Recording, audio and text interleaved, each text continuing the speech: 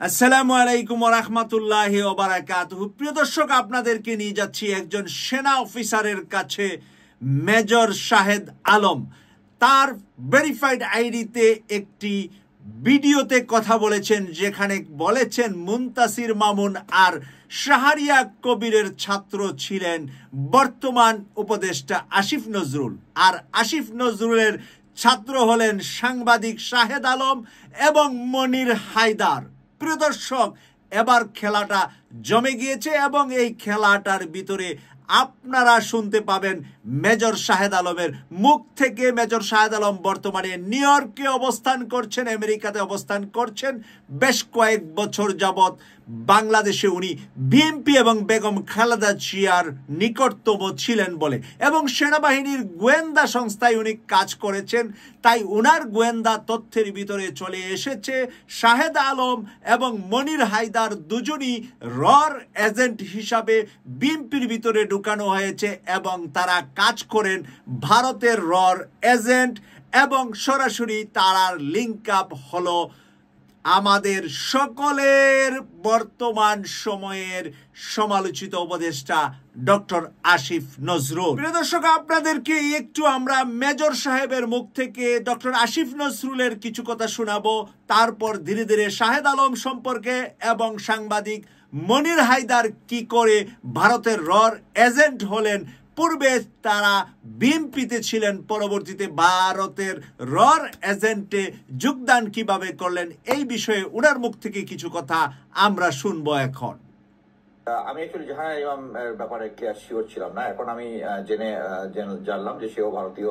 হ্যাঁ, এটা বুঝাই যাচ্ছে যে এই প্রজেক্টটা যেহেতু ভারতে ছিল, এখানে তারা ছিল, কিন্তু শাহরিয়ার কবির, মুনতাসির মামুন, এই দুইটা নাম আমি ভালো মতো জানতাম। তখন আসিফ নজরুলটা আমি তখন তো সে লাইমলাইটে আসে নাই। আমি জানতাম যে তারা হচ্ছে এরা হচ্ছে ভারতীয় পেইড এজেন্ট, এরা হচ্ছে সেই ফিট কলামিস্ট, এবং তার আন্ডারে থেকে আসিফ নজরুল ওই ফিচারটা লিখেছে, এবং ফিচারটা লিখেছে এর মধ্যেই দেলাওয়ার হোসেন সাইদির নামে যাচ্ছাতাই মিথ্যাচার করেছে। এবং ইলিয়াস হোসেন পরবর্তীতে দেখাইছে যে উনি বলছেন যে একমাত্র দেলাওয়ার হোসেন সাইদি ছাড়া বাকি সবার নাকি ইনভলভমেন্ট ছিল, যুদ্ধাপরাধীতে থাকতে পারে, বাট উনি তো নিজেই ক্লিয়ার করেছেন যে ছিল না। তার মানে হচ্ছে উনি ইনভেস্টিগেট করেছেন সাইদির নামে, তার নামে ফিচার লিখেছেন, তার মানে হচ্ছে উনি জেনে শুনে সাইদির এগেইনস্টে মিথ্যাচার করেছেন। এই জিনিসটা মানে আপনারা যারা মানে বর্তমান আসিফ নজরুল আর পূর্ববর্তী আসিফ নজরুল যারা এক নয় বলবেন, তাদের জন্য ইট ইজ ভেরি ইম্পর্টেন্ট। যেটা ইলিয়াস হোসেনও বলেছে যে জেনারেল হামিদের সাথে সে কানেক্টেড ছিল, হামিদ তার প্রিয় বন্ধু।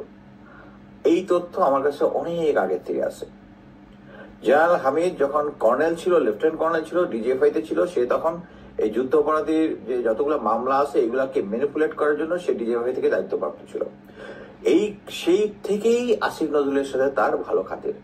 আচ্ছা, এখন যখন 5 তারিখে বঙ্গভবনে যাবে, তাকে কি নিয়ে গেছে? তাকে এই জেনারেল হামিদ নিয়ে গেছে।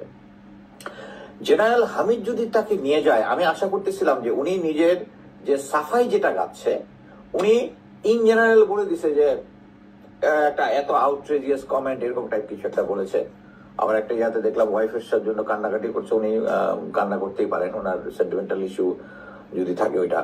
কিন্তু আমার কথা হচ্ছে উনি যে জেনারেল হামিদের সাথে ওখানে গেছে, এই জিনিসটা উনি কিন্তু কোথাও এক ফোঁটাও বলে নাই। আমাকে হঠাৎ করে মনির হায়দার ডেকে বললো যে একটু কথা বলবে, আমি যেন যাই। তো আমি ওনার বাসায় গেলাম। তো আমরা বের হয়ে গাড়িটা পার্ক করে একটা রেস্টুরেন্টে বসলাম, কথা বললাম নদীর পাড়ে। আমরা তখন ওই যে উল্টার দিকে যে ব্রোঞ্জ আছে আটলান্টিকের দিকে, ওখানে আমরা বসলাম দীর্ঘক্ষণ। কথাটা ছিল হচ্ছে উনি আমাকে কনভিন্স করার চেষ্টা করলো যে অ্যাকচুয়ালি এই আওয়ামী লীগ সরকার থেকে যাবে। আওয়ামী লীগ সরকারের যে ভিত্তিটা এত স্ট্রং, এবং তারা অলরেডি 80 জনের মতো। এটা আমি আগে সাংবাদিক, এই স্টোরিটা আমি আগেও বলেছি মনির হায়দারের নাম না বলে, বাট এট প্রেজেন্ট আমি বলতেছি কারণ it is related with Asif Nazrul.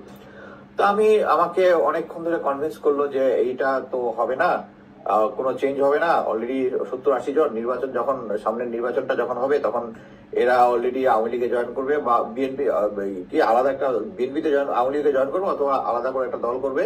So BNP will no more, মানে বিএনপি উইল ভ্যানিশ, এরকম টাইপ একটা ইয়া। তা আমি অনেকক্ষণ ধরে ওনার কথাবার্তা শুনে আমি তাহলে হোয়াই উই আর ফাইটিং, মানে এটা আর কি। হ্যাঁ ভাই এটাই তো আমার প্রশ্ন। উনি বললো যে ফাইটিং, তারপরে আমাদের তাহলে কি করা উচিত আমি ওনার কাছে জিজ্ঞেস করলাম। তখন আমি মানে অ্যাকচুয়ালি শক অ্যান্ড অ যেটা আর কি, ওই সিচুয়েশনে আমি তখন ছিলাম। তখন আমি বললাম যে আমি যেন কনক ভাই, তখনও পিনাকিদার সাথে আমার যোগাযোগ হয় নাই, তখনও ইলিয়াস হোসেনের সাথে ছিল। আমি বললাম এদেরকে মিলে ও না, তখন বোধহয় কনক সরি পিনাকিদার সাথে কয়েকবার ফোনে কথা বলছি এরকম একটা কিছু, বা আমি যোগাযোগ করতে পারবো এরকম একটা যে মানে রিক্রুটমেন্ট গোয়েন্দার ভাষা যেটা বলে আর কি, যে এবং তার মাধ্যমে এগুলা ইয়া করা। তারপরে যেটা হয়েছে আমি অ্যাকচুয়ালি একটা ইনফরমেশন দিয়েছিলাম ওনাকে আর কি, জাস্ট ইনফরমেশনটা দেওয়াটা যে ঠিক তাকে চেক করা তা না, বাট আমি জাস্ট 2 দিন পরে আমি ইনফরমেশন পাইলাম এই ইনফরমেশন ডিজিএফআই-তে অ্যাপায়ার করেছে। আমি তখন আমি ক্লিয়ার হয়ে গেলাম। আমি কয়েকটা লেখার মধ্যে আমি তখন এই জিনিসগুলো আমি বলেছি। তারপরে মনির হায়দার ভাই তো নির্বাচনের আগে ওই যে হোটেলে বিএনপির লোকজন এনে কি হইতেছে এটা নিয়ে অনেক কথাবার্তা বলছে।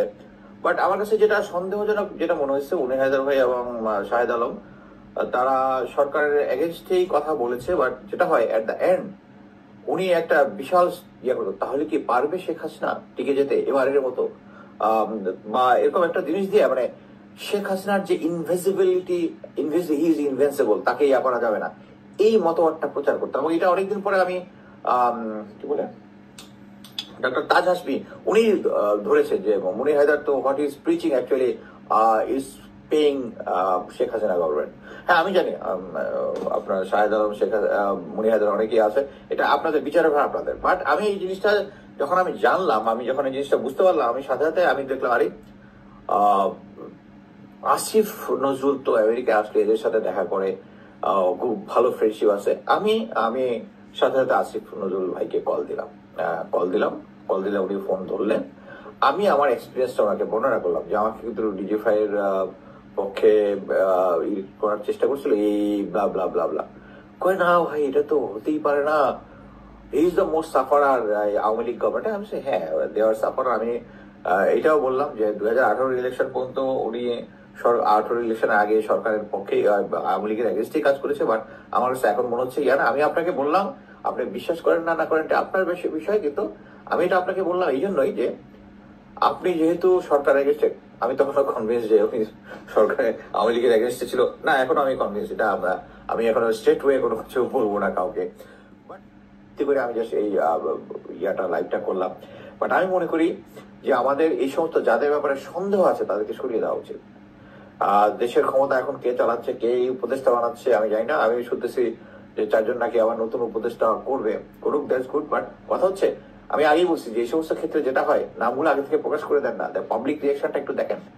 কেউ যদি মানে হঠাৎ করে ফারুকের মতো কাউকে বানাই দিবেন, যে আমার কাছে বলছে যে গাঁজা খায় পুরো ড্রেনের পাশে, তারপর ফ্রেন্ডটা ধরে নিয়ে আসতো, এরকম একটা লোককে আপনারা বানাই দিচ্ছেন, উপদেষ্টা বানাই দিচ্ছেন। এরকম যেন না হয়। আপনারা যদি নেক্সট করতে চান ভাই নামগুলো একটু পাবলিক করেন না, আমরা একটু অ্যানালাইসিস করি।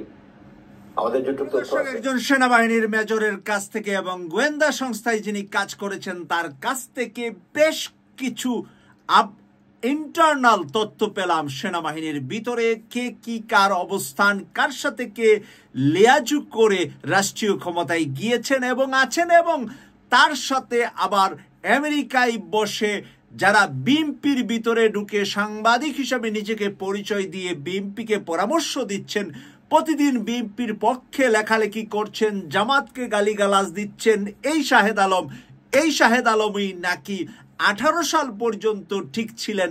এরপরে ঘুরে উনি গিয়েছেন ভারতের রর এজেন্ট বাস্তবায়নের জন্য শেখ হাসিনার পক্ষে ইনডাইরেক্টলি কথাবার্তা বলে, এবং শেখ হাসিনাই থেকে যাবে এই কথাটা বিএনপির ভিতরে প্রতিষ্ঠা করার জন্য 24-এর নির্বাচনের আগে এই কাজগুলা তারা করেছিলেন। এখানে আমাদের সামনে চলে আসছে সাংবাদিক মনির হায়দারের নাম এবং শাহেদ আলমের নাম। তারা লিয়াজু করে তারা তাদের হেড অফিস হেডকোয়ার্টার হয়েছে ডক্টর আসিফ নজরুল আবারও 4 জন উপদেষ্টা হতে পারে বলে নতুন করে আলোচনা হচ্ছে। কিন্তু সেই গাঁজাখুর বলে দিলেন সর্বশেষ ফারুকিকে, ফারুকি নাকি গাঁজা খেয়ে ড্রেনে পড়ে থাকতেন, তাকে তার বন্ধু বান্ধবরা উঠিয়ে নিয়ে আসতেন। এমন মানুষ বাংলাদেশের উপদেষ্টা হয়েছে। কার ইঙ্গিতে, কার হাতে, কার হাত ধরে উপদেষ্টা হলেন বাংলাদেশে? প্রিয় দর্শক, কেটিভি 24-কে সাবস্ক্রাইব করে নিয়মিত আমাদের বেকিং আলোচনাগুলো শোনার আমন্ত্রণ জানাচ্ছি। আমি সৈয়দ মাসুক, লন্ডন থেকে। আল্লাহ হাফেজ।